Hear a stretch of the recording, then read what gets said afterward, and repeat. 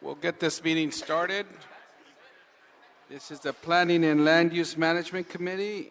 I'm Councilmember Weezar, been joined by Councilmember Marquise Harris Dawson and Mitch Englander.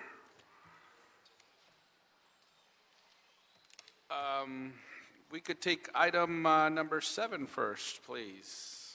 Sure. Item 7, Councilman, is the weekly report from the Director of Planning.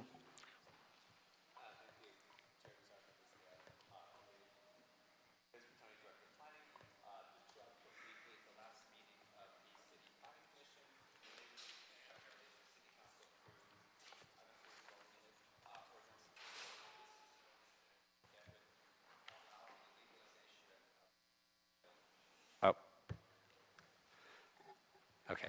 Sorry about that, Chair Weezar, Mr. Commissioner. I'm used to it just coming out automatically. Got to get readjusted. 2 items. The first one is the unapproved, at the last meeting of the City Planning Commission, the City Planning Commission reviewed and recommended the City Council approve the unapproved dwelling unit ordinance. And that ordinance would allow for units that had been built in a multifamily project, i.e. an apartment building, that had been previously built and identified and as constructed without permits. There's a process to approve those if they meet certain standards, and also that they were built prior to December of 2015. The goal with that ordinance is to look at all the different ways that we could provide for additional housing, especially housing that is affordable to many Angelenos as part of that process. So that will be coming forward to this committee. Also, at the last meeting, the committee chair asked that we provide an update of Recode LA, which is our comprehensive update of the zoning ordinance, and we'll be doing that, I believe, next month. We'll be coming back with an update to the committee. Good. Thank you. Great. Thank you very much. Any questions, comments? Nope. Seeing it, we'll receive and file the item. Yes, Councilman. And move on to item 6. Sure. Item 6, Councilman, is a City Planning Commission report. It's relative to a zone change and a building line removal for a 6-story hotel in CD 10. Welcome. Staff here for a brief overview, please.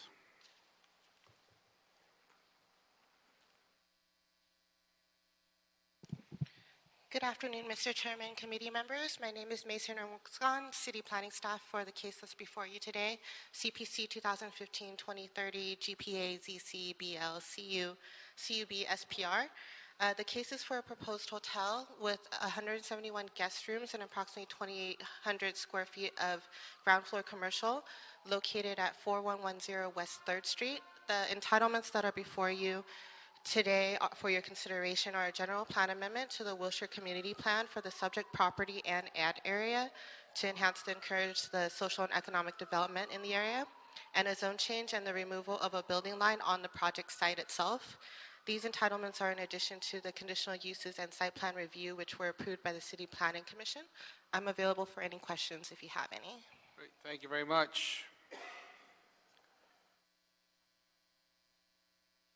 Jonathan Lawner, applicant representative. Jonathan Lawner, 9619 National Boulevard. I just wanted to thank staff for their work on this project and draw the committee's attention to BOE revised conditions 2A and 2B that were distributed prior to this. It's a modification in the language of those conditions to reflect a pedestrian easement in lieu of a 3-foot dedication. This language has been vetted with the Bureau of Engineering, and we are available for any questions or comments that you have. Thank you. Is there someone from CD10 here? Okay, I don't have a card on file. Just make sure that you fill one out afterwards, so just it's for the record. Yeah, sorry, just in the interest of time, I didn't want to fill out a card, but we're supportive of the project. If we could please move this along to full council, we would appreciate it. Okay, thank you. There have been amendments submitted. You guys supporting those too? Yeah, I believe that the BOE conditions were before you, and we're fine with the changes as well. Okay. Thank you. Staff has the amendments? Submitted to the clerk, I believe. Okay, all right. So the clerk, you have the amendments? No. Oh. These are the amendments from the applicant. I don't have the amendments from Building and Safety.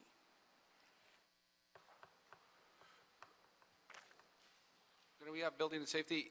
These were proposed amendments by the applicant, and you've reviewed them, and are those as... The amendments are proposed from the applicants to BOE. BOE has reviewed them and concur with the changes. Okay, and CD10, you fine with them too? Okay.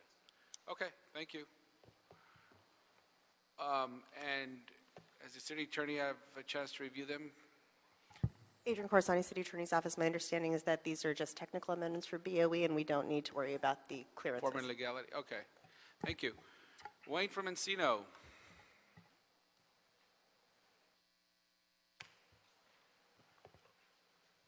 Yes, absolutely. Who cares if there's amendments? You know where it is. It's CD10. Very good job. You can put anything in there and it will be approved because it's in CD10. And who's that? Your king, Herb, the Honorable King Herb Wesson Jr., the Emperor. So you can just put developer comments in at the last minute and change everything, and it doesn't matter. We only get a lousy 60 seconds, right? That's the way it's done. See, now the old school gangsters here, they understand, but the new guys like Marquise, so you got to know how it works. You get up that elevator of time and corruption, and then one day you grow up and you become a Herb Wesson Jr., and then you just override the whole city charter and get whatever the fuck you want. That's how it works.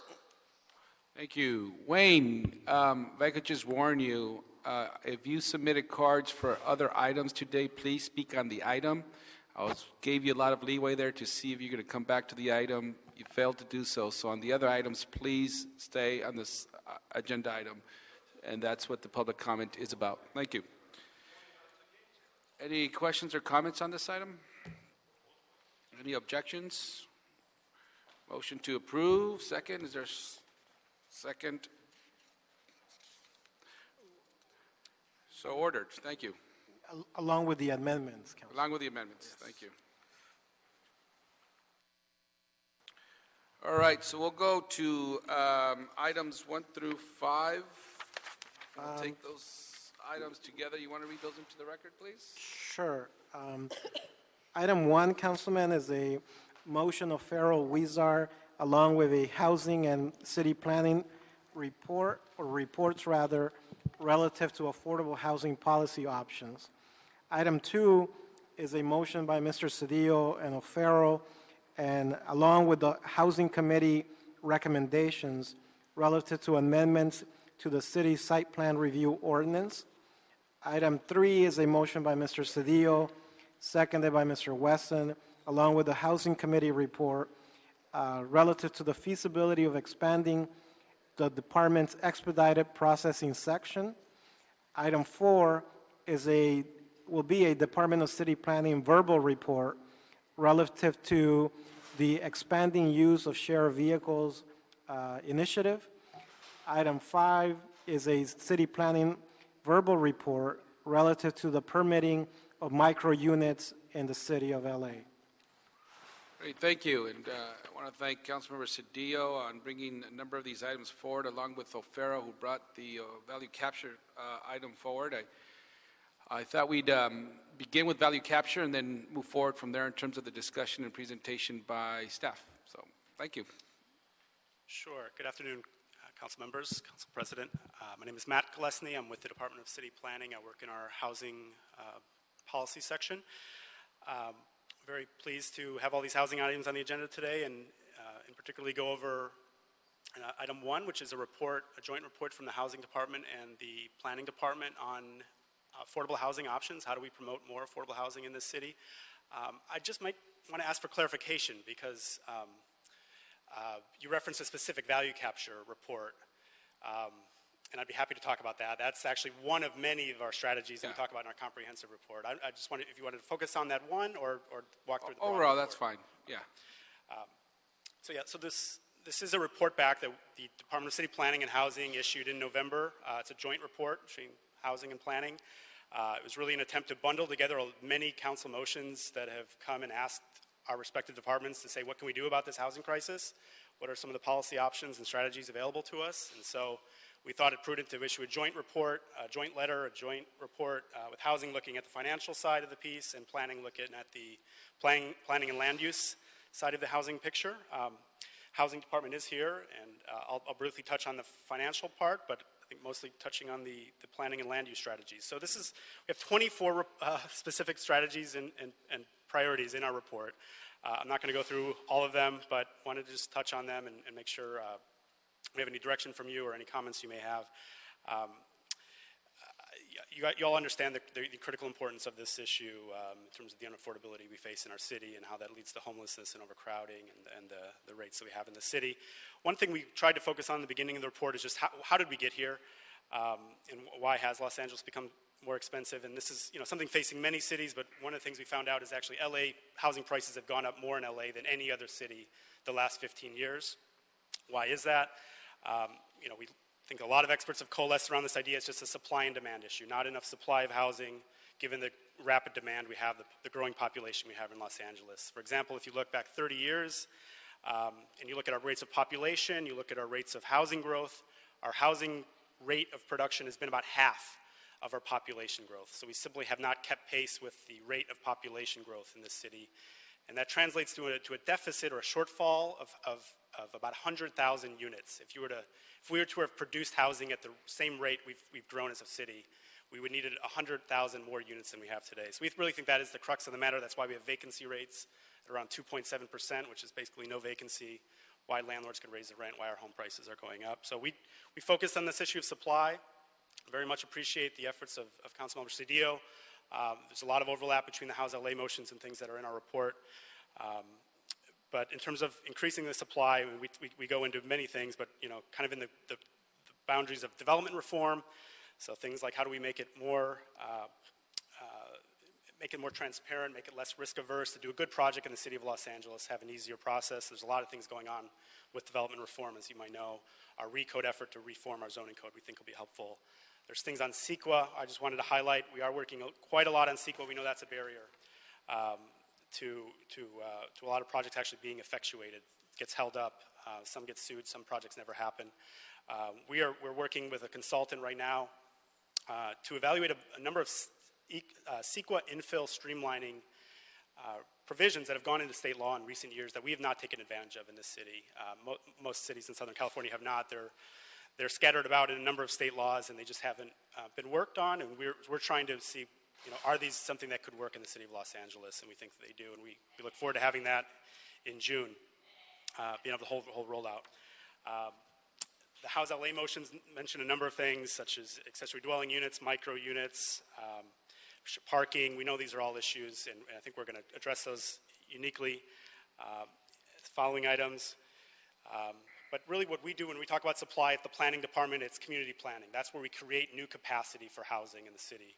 And so we take that job seriously. We do that through every community plan that we do. We look for opportunities. Where can we expand and grow housing supply? We've created 50,000 units of capacity in a number of our new specific plans, like the Warner Center and the CASP, the Cornyard Arroyo specific plan, new transit plans. These are areas where we're expanding capacity. We think that's going to move the needle as well as many of the other items. Just on affordable housing in particular, and how do we get more projects that have affordable housing, mixed income housing. On the financial piece, I'll just allude to the housing department's recommendation in the report, which is to carry forward a benefit fee study that would be a precursor, a nexus study, to look at what a fee on development would look like in the city of Los Angeles. A fee that would go in and pay for affordable housing, a fee on development that creates a demand for affordable housing. So we've issued an RFP. The money has been moved through a separate item. We've issued the RFP to a list of consultants to proceed on doing that nexus study, which is the first step, and look forward to having that back by August, and I'm sure we will come back to your committee with the results of that study and where we go from there. On the land use side with affordable housing, we cannot require affordable housing given some of the lawsuits and the Palmer lawsuit. So it's all about how do we incentivize affordable housing in our projects. And I'm sorry, before you go on, on that item, wasn't the Supreme Court recently decided that we can require affordable housing? Thank you. I should have clarified the current state of the law, as I understand it, is that there was a California Supreme Court decision that did ratify and did uphold the use of inclusionary or requirements for affordable housing on for sale projects, but not on rental. And so the majority of our projects are rental, and so we don't have the ability, I should have clarified, we don't have the ability to require in rental projects. So it's all about incentives, and how do we make sure our incentives are tight? Sorry, do we have? Talk about this item right now? Yeah. So the only question is, yeah, thank you. So I think the ruling was yesterday or this week or? Supreme Court, yeah. Yeah, the Supreme Court. And so it is home ownership, but I mean, the distinctions to me seem to be very modest between home ownership and being a renter, and this question of the authority of cities and planning departments in terms of how they build out their communities. And so it just seems that there might be, I don't know if there's a case, if we want to create a test case or if we want to go forward with a policy, a redo of a policy that's based upon the San Jose case and recognize the recent ruling and then try to apply it with respect to rentals, or if it just creates opportunities for us to do this on a voluntary basis, looking at the direction of the court. Any thoughts on that? Right. Well, I think that's, I mean, it's certainly within our discretion to pursue a policy on home ownership at this time for sale, new development. That's a policy option that's available. I think the Nexus study is a way that would capture and get to many of the same policy outcomes. Would be able to apply a fee on all development if the council wanted to go that direction, rental and home ownership and commercial and office. All of it has an impact on the housing, and you'd be able to have a fee that would cover everything, rather than just looking at the owner and inclusionary side. So it's I think those are two options that are on the table for the council. We're proceeding on the Nexus study approach, but it could be a two-track. Very interested in the council's thoughts on that. Did I answer your question? Mm-hmm. Yeah. The Supreme Court just yesterday, the United States Supreme Court said that they're not going to look at the California Supreme Court, so that decision holds, right? But we can, I mean, so I think part of what we're trying to do is how can we get every project to have some measure of affordable housing in it if we can't require it on the rental today. And that gets to making sure our density bonus incentives, because the density bonus program really is the mother of all incentives. Almost every conceivable incentive you could ask for is built within that program. So I think we're looking at updating that program this year, knowing how important it is, knowing we want to make sure that's running as smooth as possible. We're getting as many affordable housing units as we can out of that, making sure that program really is working as well as it could be. We're also looking at this value capture idea, and I'm not sure if we're going to settle on that name or not, but the idea that there may be projects now going around density bonus. We've seen a real downtick in the number of density bonus cases, about half as many this year following some recent changes to the density bonus law that made it a little tighter. So now you have to do affordable housing for longer periods and you have to replace your affordable housing that was on place. We're seeing a lot of people now perhaps move to zone changes, general plan amendments, and so we've been asked by the council to do a report on that issue and say if people are asking for more than 35% density through a zone change or general plan amendment, is that something that a policy that we should pursue to require some affordable housing on those projects today that don't have any requirements. And so that's being looked at under a separate motion, a separate report back. I believe that was at this committee last summer, and it's being held in the Housing Committee for a report back, we hope, in the next month or two. I think I'll leave it there. You all have the report. Appreciate you considering the report today. These are things that we are working on, things that we thought we could work on if we had a little more resources, and I'm pleased to say, and I didn't mention, we now believe that we will have those resources with the housing unit in place in the planning department, thanks to the work of this council. So we'll have some extra staff to work on these 24 things in our report, and again, we look forward to working with you on each of those as they move forward. They're on separate tracks. Some of them may not need council. That's all outlined in the report, but any comments you may have. Thank you. And I think what we've seen is on the report, we have a number of recommendations. What's before us today and what Mr. Cedillo and Mr. O'Farrell have proposed is something a bit more specific for us to drill down on and spend staff resources into looking into these more in detail. and that's what's before us today. And so I just have a few questions. On the affordable housing benefits fee, there was a recommendation in the report that $500,000 be taken from the Affordable Housing Trust Fund. Now, I understand that's no longer needed because there were some other monies used for that instead. Does anybody know about that? I believe the 500,000, it was a part of this joint report. It was recommending, that was the Housing Department's recommendation. I believe that recommendation was attached to a different council file and proceeded on a separate track and was approved by council a few weeks ago, and the money's in the process of being transferred. And where are those monies coming from if it's not coming from the Affordable Housing Trust Fund? It is coming. It's It the is same coming location, from the Affordable same- Housing Trust yes, Fund. It Affordable is Housing coming Trust from there, Fund, yes. okay. And it's included in today's adopted FSR, Councilman. Okay. That was in council. Okay. All right. So it wasn't from the FSR, it's coming from the Affordable Housing Yes, Trust but Fund? it's included as a recommendation embedded in the report. Okay, wanted to clear that up. Yes. Okay. And one of the things that's made downtown, some of the revitalization that's going on, in the new housing that's being built, particularly around the historic core, is the adaptive reuse ordinance for residential. Now, how is the planning department expanding this to other parts of the city, if at all? Is that part of the report? Are you looking into that, or? It was one of our 24 items. It's been very successful downtown. We do currently allow it in certain areas outside of downtown. There's something called the adaptive reuse incentive areas. I think it's Hollywood, Koreatown, a couple other bubbles. You could actually even do it in areas outside of those areas through I believe it's a conditional use process, a more difficult process. But I think our report does say that the recode team, part of doing our recode, is looking at that. They've committed to evaluating it to see whether that could or should be expanded as part of the recode effort. We have our recode effort team. I don't know if they've done any specific work on that, but it's kind of a general, I think it's a general point at this stage to say that we know it's been working.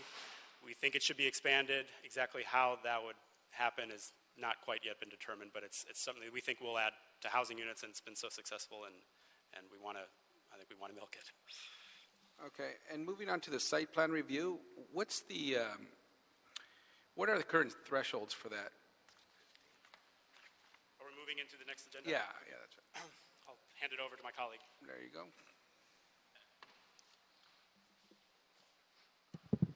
Good afternoon, Tom Rothman for the Planning Department. We've moved on to item number 2 about the site plan review. So since the late 80s, the city has required a discretionary entitlement for any project of 50 units or more, and this entitlement is known as site plan review.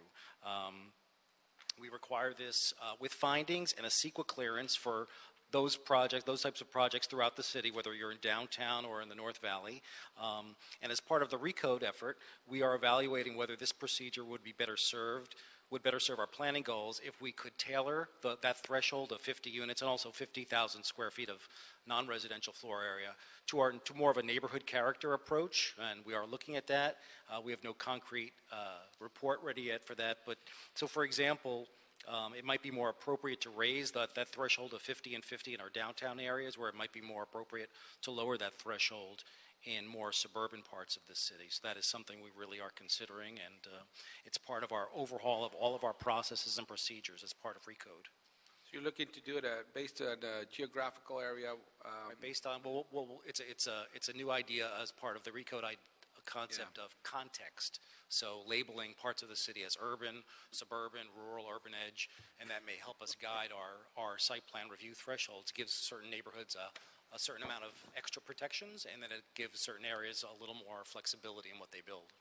Do you have some data on the numbers that are using this right now, or that are using avoiding the site plan review?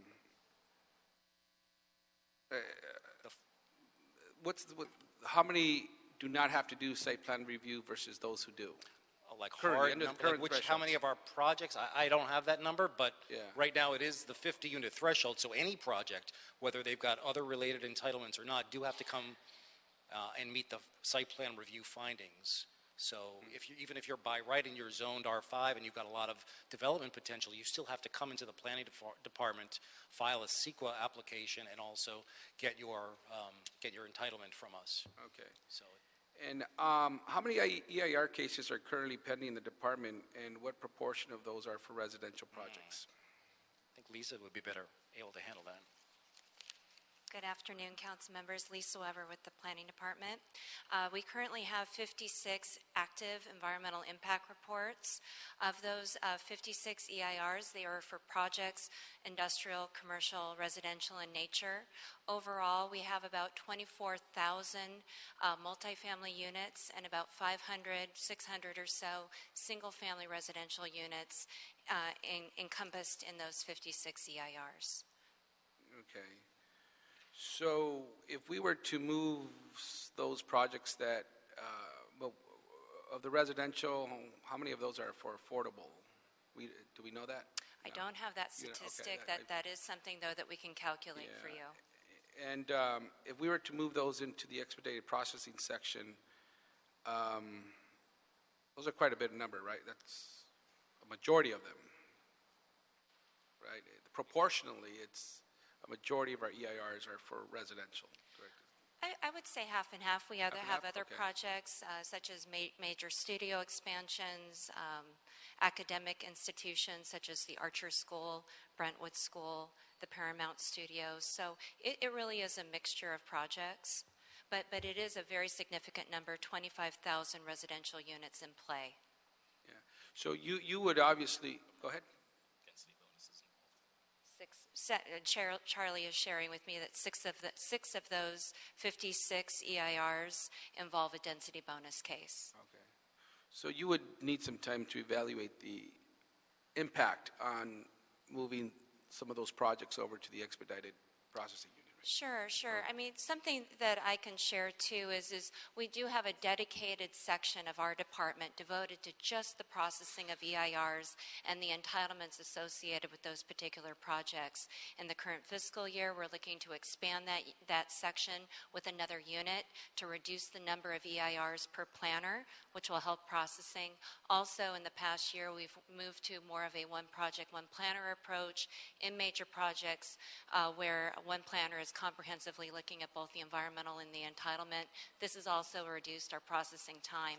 What we'd really like to do is explore, as Matt indicated, the utilization of these CEQA tools and the expansion of the Sustainable Community Environmental Assessments process, which is an alternative to mitigated negative declarations and voluntary EIRs that we see coming into our major project section. A number of our projects don't need an environmental impact report level analysis per CEQA. The applicants are pursuing that to guard themselves against potential litigation. So with these other CEQA tools and bringing that in, that will naturally reduce the number of EIRs we see coming through our department.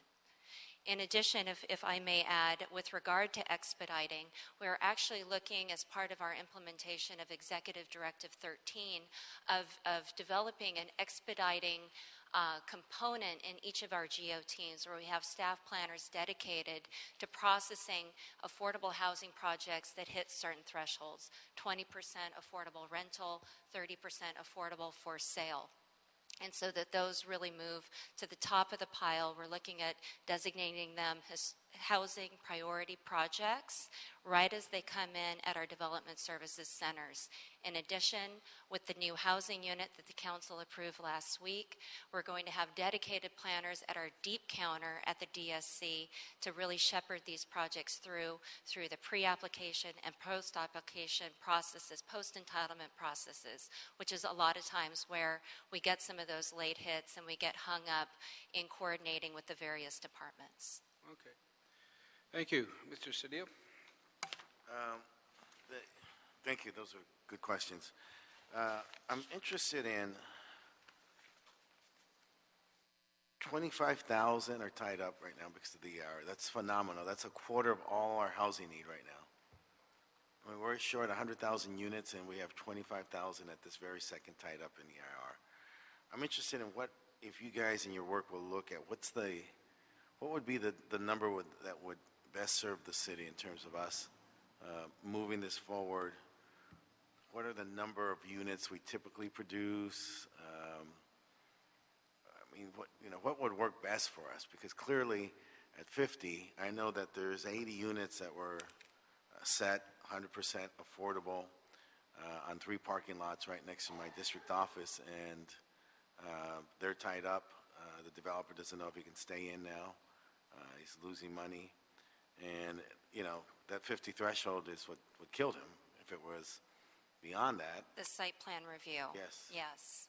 Well, again, I think we're exploring that. The other thing that we're exploring as well are amendments to our density bonus ordinance to really expanding the variety of projects that can pursue an on-menu density bonus, which is at the Director of Planning level, versus an off-menu density bonus, which requires City Planning Commission consideration. So we're moving forward with that as well, again, as part of our housing policy unit to really help raise those thresholds of what ultimately would have to get a higher level of discretionary action. Okay. The other things, I know this will drive lawyers crazy, but I thought there seems to be an abuse of this process in many instances. People are able to file without any consequence a claim for EIR, and it ties up the project, and then they leverage it, or the project dies, the jeopardy that my project is in, without any consequence to the person who files the claim. Is there thoughts also about the city instituting maybe it's, loser pay or some other proposals along those lines? Or could you add that to your mix of study? Sure. Okay. Okay, so I'm looking for a number that's more than 50 that would help us free up this abundant number of 25,000 units that are tied up. Yeah, and just to clarify, those 25,000 units I mentioned, those are units that are included in a variety of projects that involve the preparation of an EIR right now. Mm-hmm.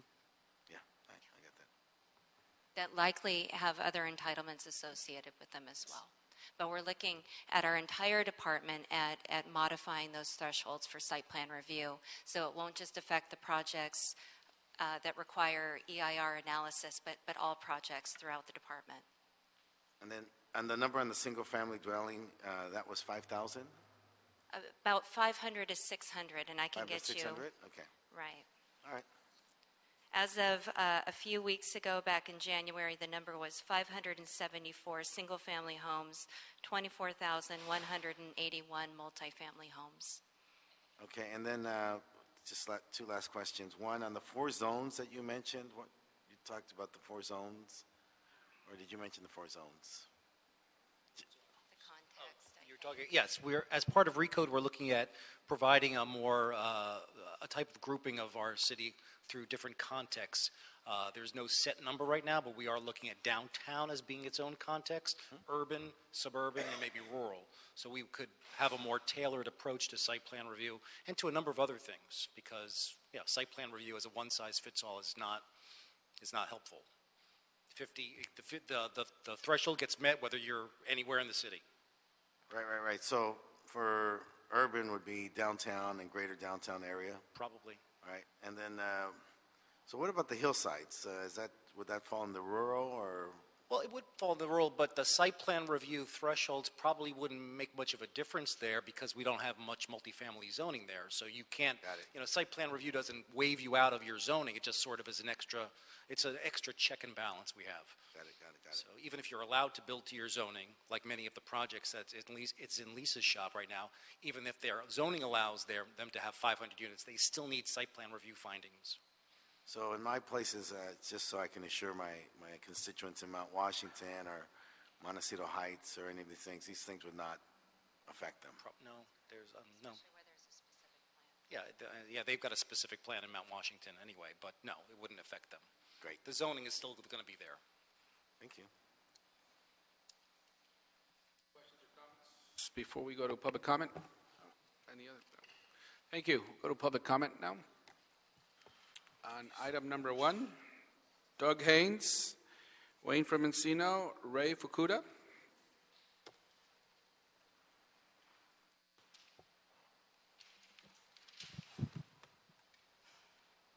Good afternoon. My name is Doug Haynes. I'm with both the East Hollywood Neighborhood Council and the Hollywood Studio District Neighborhood Council, although I'm here speaking on my own behalf today because we haven't had as a neighborhood council either instance to, and I can barely see the clock, I'm sorry, to have an opportunity to review this. In Hollywood, between 1990 and 2010, we lost a population of over 16,000 people. We don't have a housing per se crisis, we have a rent crisis. The City Council keeps creating incentives for our most affordable housing, which is existing housing, to be torn down, whether it be a small subdivision or density bonus that takes out affordable existing houses and replaces it with luxury housing. That brings up the cost for everybody. And if you look in East Hollywood, these new luxury buildings, most of them are Airbnb rentals right now, and they raise the price for everybody throughout the area, unfortunately. So what I would say, and I'll talk, you also disincentivize additional housing in the case of like Target, where to go in height and increase, they had to put in housing and they don't have to anymore. And I'll talk more about this on the other items. Thank you. Thank you.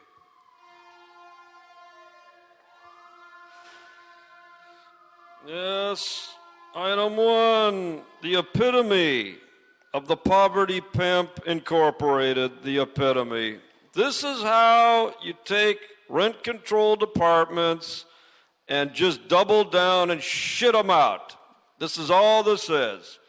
You have all of these affordable housing units. They're all being torn down, rezoned, replanned, redirected, et cetera, just so that these scumbag landlords and scumbag developers can raise the rent and try to come in and then share the rent with Section 8 and all of these other federal and state programs. Now, we just talked about this morning Abbott Kinney, an area near Venice. It's being overrun by gangs. All of these projects need to be stopped until the Plan 21 is done and until the people vote on the Hollywood and the City Integrity Initiative. So stop all this bullshit until that's done, those two things. Thank you. Ray Fukuda.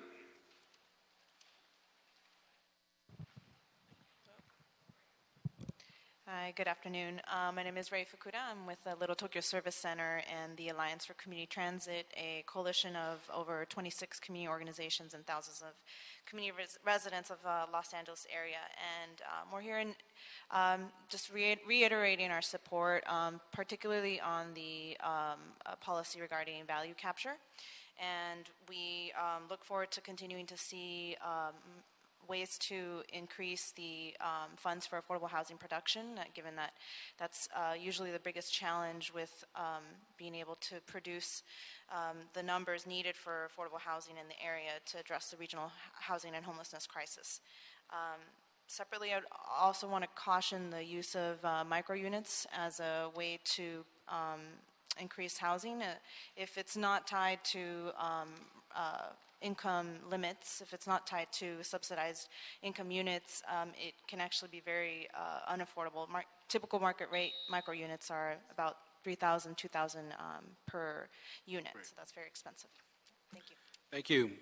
There's H here. I don't understand what that means there. H. Leah Ray and Chris Robertson. The greatest poverty pimps in Los Angeles I get to communicate with such suggestive intensifiers as to say, fuck you for investments in such a department of scrutiny and criticism to the fullest extent, that such representatives of this commission sits back with no outcome for housing, let alone the issue on homelessness. We know about the gasser over there, Mr. Englander, does shit for the people on the white area of Van Nuys. Mr. Herman, please, we're on item number 1. Please and I'm stick to talking the agenda about item. homeless people, people whose homes have to be removed from their homes from problems created by no other than the council, who don't get involved. Had you get involved, we wouldn't have this crisis on homelessness. We wouldn't have the crisis on having homes structurally built on an economical value for everyone to enjoy, a peace in a home, rather than to take the scumbags like Englander off the street. Leah Ray. Renee, and I'd like to bring to your attention a few of the reasons that housing prices are so high in the city of Los Angeles is because the city of Los Angeles is allowing a substantial amount of projects to unfairly compete by allowing privileged builders to violate codes, rules, and regulations. It's pretty easy to make a lot of money and push prices up and create a housing bubble when you allow people to violate the law. And when government fosters that environment by calling a remodel when you take two pieces of wood and you leave it up, and it should be done as new construction pursuant to the California Tax and Revenue Code. I think it's section 70 A and B. You can check it. But if you allow all these builders to call it a remodel, then not only do you starve the school system, their 40% that they're required, but you also create a false bubble. And you're doing it all across. You're doing it with asbestos abatement. You're allowing them to circumvent the building and safety codes, the administrative codes. Thank you. Sure. Okay, so any questions on, further questions on item 1? No, we could ask for a report back in Plum with options for a project-based value capture mechanism within 30 days. 30 days, good? I don't know who to look at. Sure, okay. Matt Gillespie, City Planning. I think it's doable. This was being held over, this item, just as a technicality in the Housing Committee. I don't know how the mechanics work. We'll coordinate that. What's that? We'll coordinate that. Yeah. Great. Thank you. With no objection, we'll see this side. We don't need a vote for that, right? We'll see it in 30 days. Yeah, okay. Thanks. And as far as the recommendations embedded in those reports, Councilman? We're going to keep the whole item in Okay. report. So we were going to, I need to clarify that 500,000, but we got that clarification. Yeah, the but we just want to 500 keep the whole thing in committee until we resolve that. Okay, very good. And the 500,000 is already allocated in the FSR. Okay. And the 24 strategies in Matt's report are going to be addressed in the newly created Housing Policy Unit. Okay. In the Planning Department. Good. Thank you. Oh, we have one more. The card was taken from me to make an edit, and I never put it back in the file. Sorry about Thank you. that. Chris Robertson, Planning Director for Councilmember Mitch O'Farrell of the 13th District. Since the councilman took office, he has been advocating for the city to find ways to increase its supply of affordable housing, both by developing a permanent source of revenue for the Affordable Housing Trust Fund and developing additional land use tools to incentivize the construction of affordable housing. Value capture is a much-needed tool to increase the city's supply of affordable housing while creating certainty and balance for the city and community. In the absence of such a policy or project-specific development agreement, the city forgoes an opportunity to require affordable housing for projects that need legislative action. This is a missed opportunity to address the city's affordable housing crisis. The councilman strongly believes that the city council needs to move forward in adopting a value capture policy as expeditiously as possible. Thank you. Great. Thank you. Okay, item number 2, public comment. George Abrams, Doug Haynes, Wayne from Encino.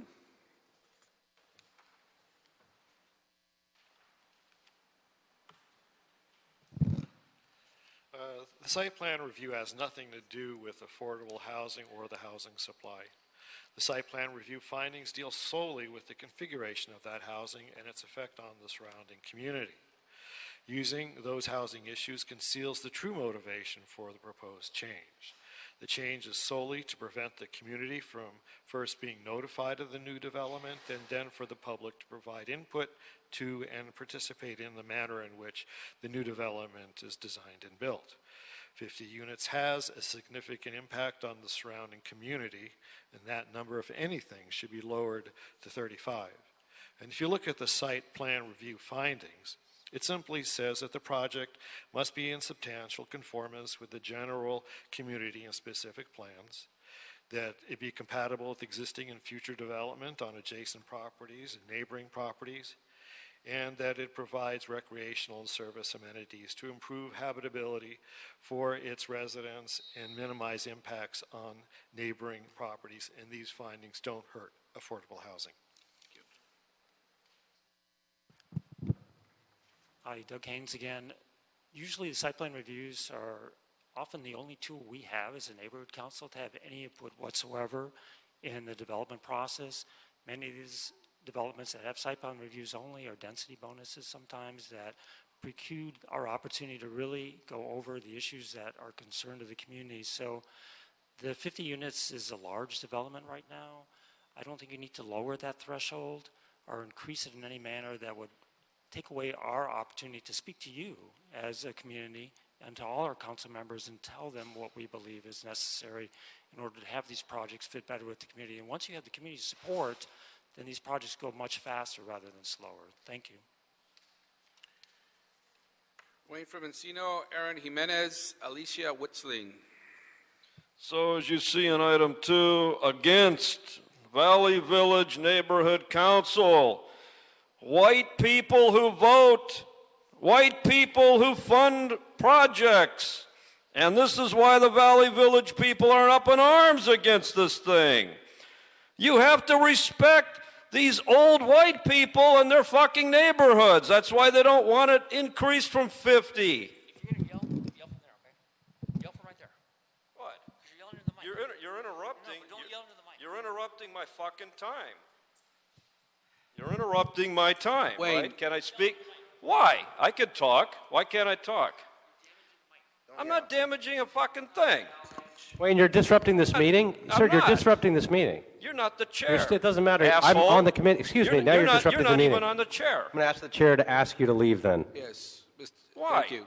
Wayne, you need to speak on the item. Because you're disrupting Please this meeting. Do not manhandle the microphone or yell in here. Thank you very much. I'm not going to be disrespected. I know these people don't want this thing. The problem is they're out there working their asses off. That's why they can't come here to these meetings, because you never hold them at a time they can Wayne, hear. we are speaking They don't about- want this. Wayne, we are speaking about So site plan why review. why can't you understand that the neighborhood councils have voted no on this, and you will not even take that into consideration because you're so in the pocket of these poverty pimp assholes? Vote no. Thank you. Aaron Jimenez, Alicia Witzling. Good afternoon. My name is Aaron Jimenez with the Central City Association. I'm here to speak in support of the House delay motions for Alicia as well from the LA Chamber of Commerce. Increasing the housing supply and improving affordability continues to be a challenge for the city. CCA believes that the House delay motions introduced by Councilmember Gil Cedillo are a step in the right direction, and they present an excellent opportunity for the city to address a crisis in a variety of innovative and alternative ways that will reduce the cost of housing production and increase the housing supply citywide, including amending the site plan review ordinance to increase the production of affordable housing. CCA is enthusiastic in its support of the House LA initiative and urges you to support the motions before you to address the affordability crisis. Thank you for your efforts. Thank you. Alicia Witzling, Christine Rangel.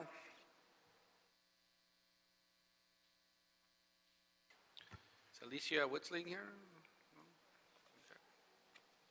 So he just spoke on behalf of Alicia from the Chamber as well. Good afternoon. My name is Christine Rangel. I'm representing the Building Industry Association of Los Angeles. Today we are asking for your comprehensive support on this item and all of the House LA motions before you. These motions are a step forward in helping to alleviate the housing crisis and the affordability crisis, and will provide greater housing affordability at all levels of housing. Micro units will allow for additional housing option that is more affordable and accommodates the ever-changing demographic of housing needs for Angelenos. Expedited processing will allow builders to bring units to market faster through a streamlined process. Site plan review will clear an administrative hurdle for additional projects, and a new shared vehicles plan will reduce parking requirements in areas located near a transit corridor, encouraging more Angelenos to rely on mass transit instead of cars. Collectively, these motions will increase housing production in LA, helping to alleviate the housing crisis and tackle the affordability crisis. We ask that after hearing this report, these items are brought back to committee for affirmative vote as soon as possible. Thank you. Thank you. Joe Garrett, H. Seth Boots, and Leah Ray. Good afternoon, council members. Isn't today a wonderful day? Back in 2009, as a developer, I never thought I would build again. And I am so pleased to stand before you and ask for you to help support these four motions that are in front of us, 2, 3, 4, and 5, even though we're only speaking about number 2. Like Christine said, today I'm here to ask for your comprehensive and complete support on all of the housing motions in front of you. There's an opportunity now before the next recession for us to actually take action and supply those 100,000 homes that we're looking for as Angelenos. We ask that today that you bring this, after this hearing, you bring these report and these items back to the committee for an administrative vote as soon as possible. And collectively, I believe that these motions will increase the housing production in LA, helping to alleviate the housing crisis and tackle the affordability crisis. I can't tell you how proud I am to be a developer in Los Angeles and actually speaking before you today. So thank you for your support. Thank you. H, Seth Boots, and Leah Ray.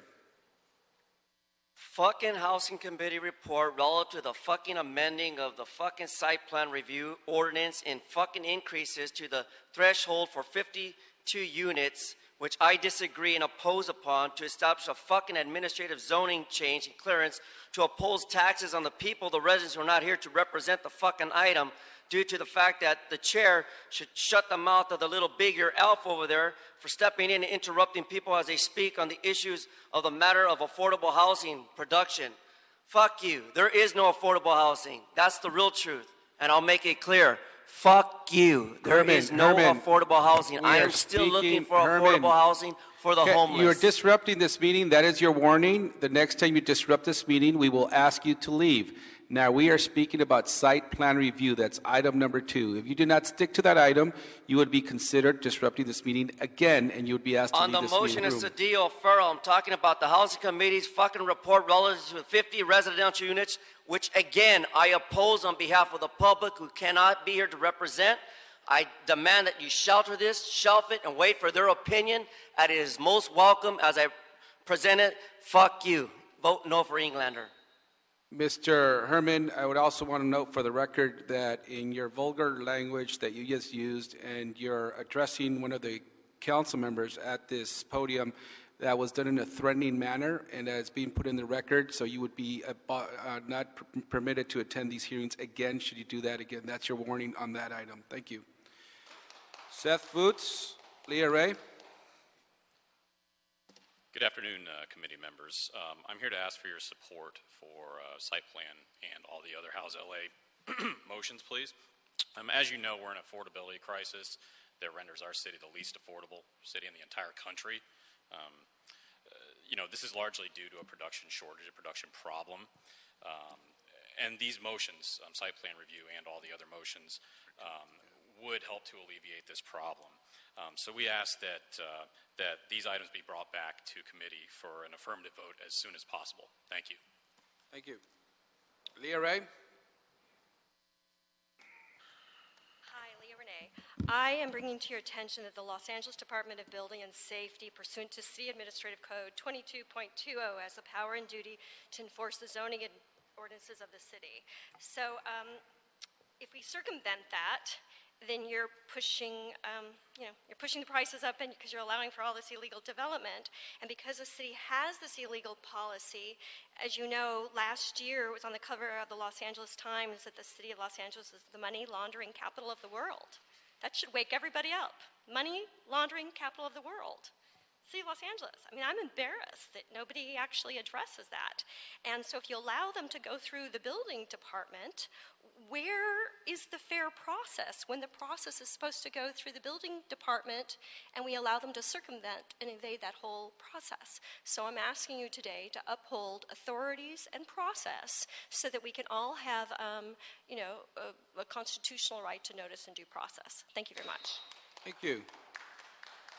Okay, so on item number 2, we're going to ask the department report back in 30 days with recommendations for site plan review reform, including alternatives to expanding the current site plan review thresholds. Could we have that back, please, in 30 days? Thank you. Item number 3, public comment. George Abrams, Doug Haynes, Steve Coulter.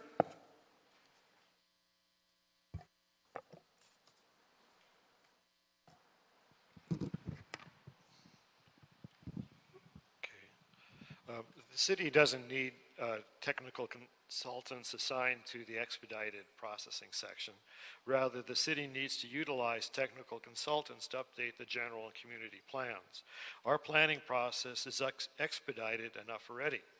For example, new planning director Bertoni is off to a running start by approving an expedited processing request from the Villa Carlotta developer for a general plan amendment dated February 19th, that on the day before, on February 18th. Now that's expedited processing.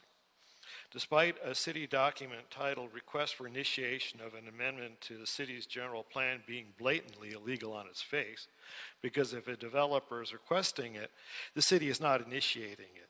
Yet Bertoni was able to review a 27-page, 10-point single-space development appendix to determine that a general plan amendment for a half-acre parcel was warranted only one day after the applicant signed the master land use permit application affidavit. And that's why there's the Neighborhood Integrity Initiative. Thank you.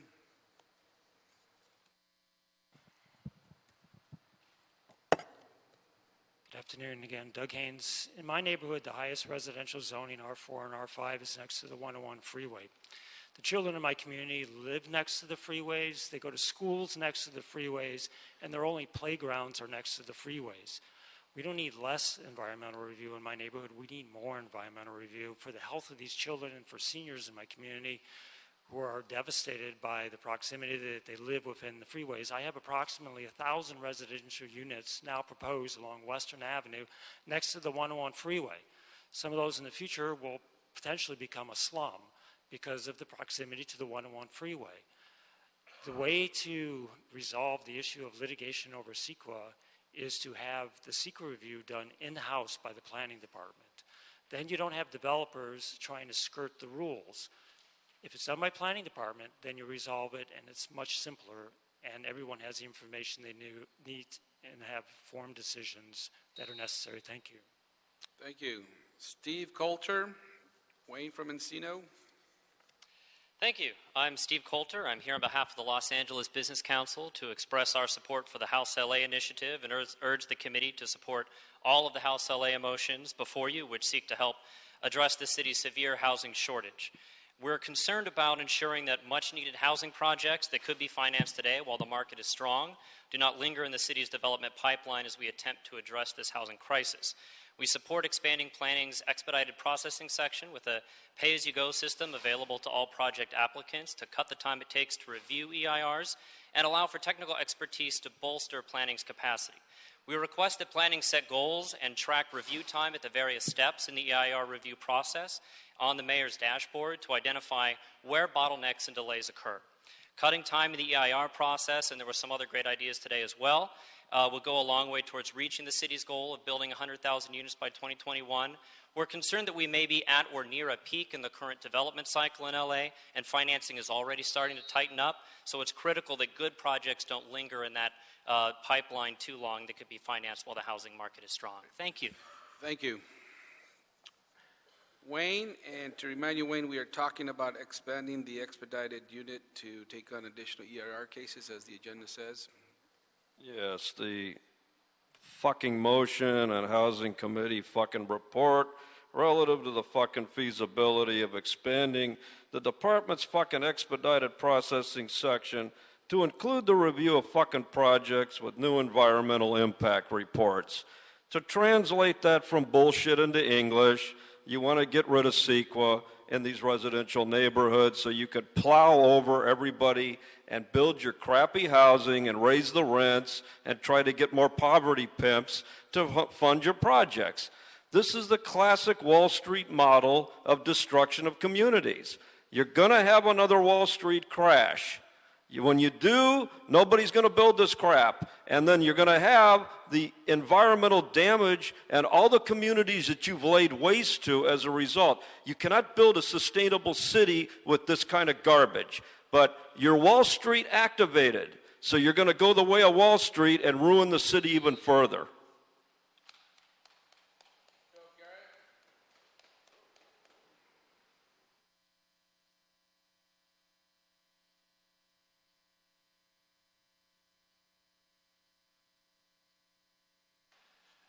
Good afternoon again. My name is Joe Garrett. I'm a developer here in Los Angeles, and I once again want to encourage you all to come back after the hearing of the report, bring these items back to the committee as an affirmative vote as soon as possible. I can tell you that as a developer, you know, we have a lot of risks in front of us. We've got construction risk, we have market risk. You know, we purchase, but one of the largest risks that we have is the entitlement risk. It takes a long time to get through the process. So anything that would help expedite that process is only going to help us as developers move forth, help grease the wheels, and able to allow us to do what we do. And I think by doing that, it'll also help us turn this city into one of the greatest cities there is in the nation. I already believe that we're on that path. I believe that we're behind other cities in our housing.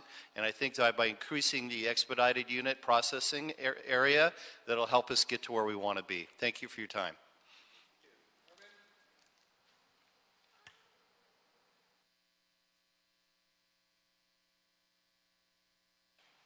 Such a market risk, right? And the greasing of the wheels. Cedillo, you should know better than that. Herman, look at the development Herman, I'm on the subject because Herman, you're not listening to the chair. I'm calling for your attention to get order to this meeting. Yes, sir. Do not address council members or anybody seated at this appointment directly. You're supposed to address the whole. Thank you. Okay, so reading from the motion from Cedillo and Wesson on Housing Committee report relative to the feasibility of expanding, we're talking about a market risk. Greasing of the wheels, as you heard, this developer who pads your wallets and makes you feel so secure and you're doing such great interest of the public, I find that offensive. I got something you can grease, but I can't show you because I'm just speaking here today on behalf of the public's interest. I can only imagine that Porter Ranch development was simply an accident, right? That we build in an area that is poisonous and toxic and flammable. But off that topic, I'm talking about the department's expedited process, which really sucks. I'm putting in layman terms for Mr. Big Ears over here, since I'm not using names. Under the section, again, vote no. Thank you very much. Herman, you have disrupted this meeting again. I'm going to ask you to please leave this meeting now. Thank you. You have disrupted this meeting. Because I asked you to stop and you did not stop and you added some comments after that about something that does not. I don't want to have this conversation. I've asked you to leave. Thank you very much. On this item, we will report back in 30 days on recommendations for streamlining EIR cases processing, including alternatives to expanding expedite processing section. Thank you very much. Item number 4, public comment. Joe Garrett, Wayne.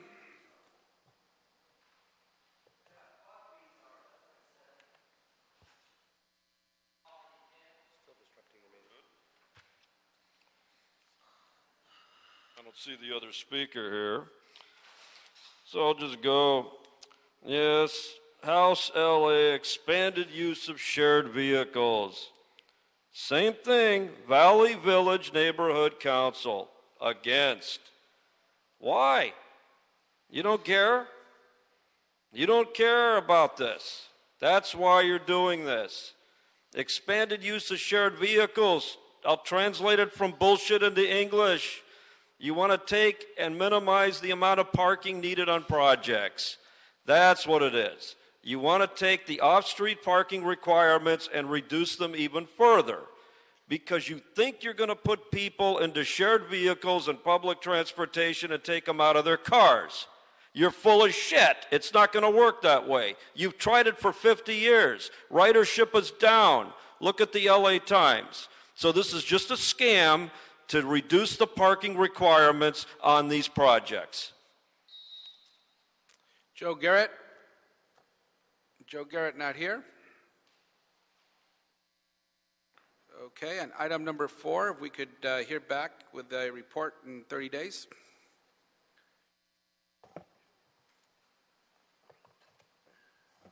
Public comment on item number 5, Doug Haynes, Wayne from Encino. Mr. Chair. Yes? On item number 4, there was no need for any kind of a recommendation. Pardon me? That was just a verbal report. There was no action that needed. Well, that was a verbal report, but we actually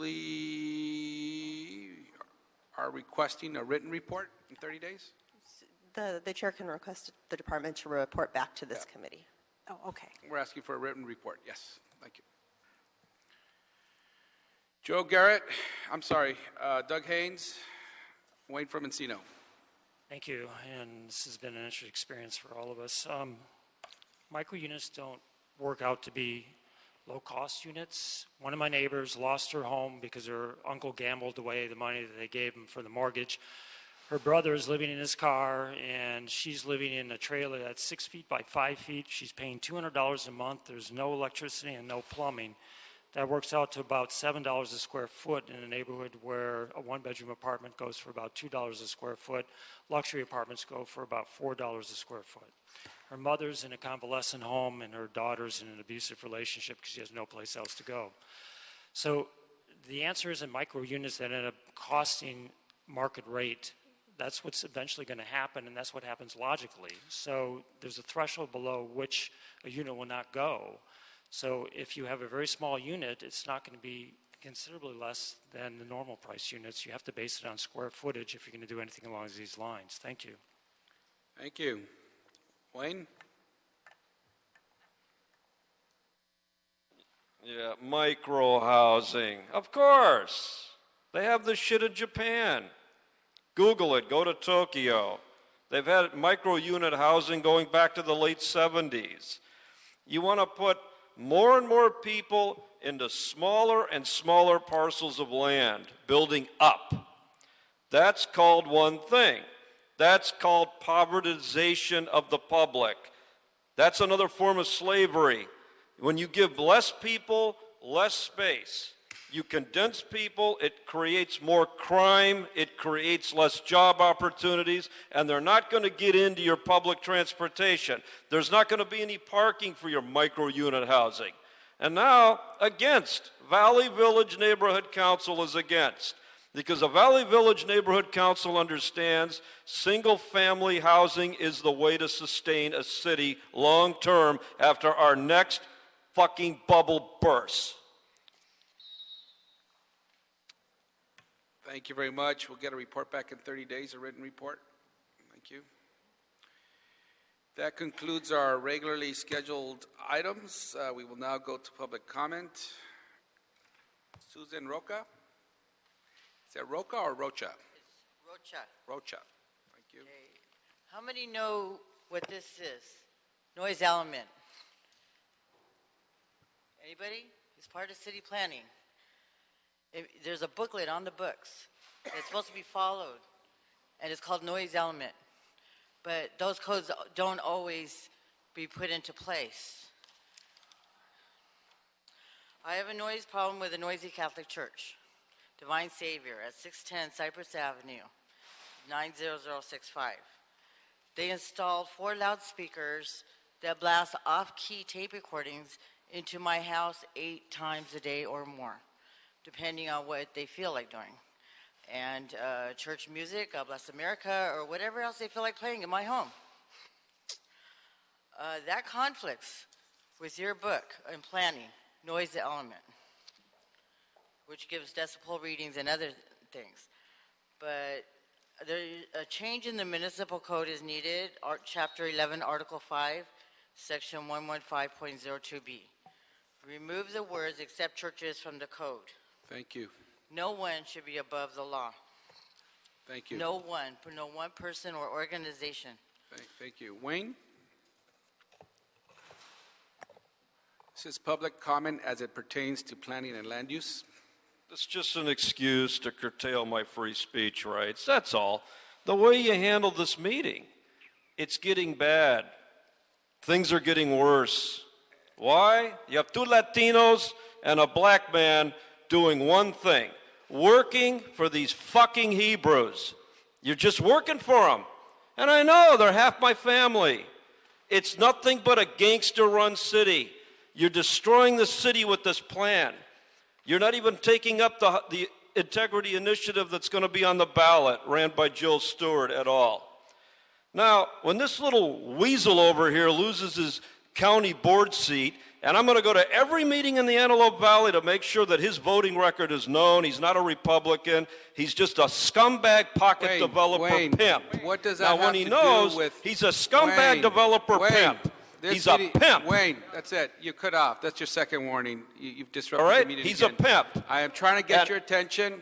And I'm trying to that's get your exactly attention, right. and you are not listening to It's the chair. public comment. Your time is up. Yes, but It's you're not listening public to me. comment, and Thank he's you very a pimp. much. Thank Vote you. no on Englander. He's a pimp. That concludes public comment, and this meeting is adjourned. Thank you. Awesome.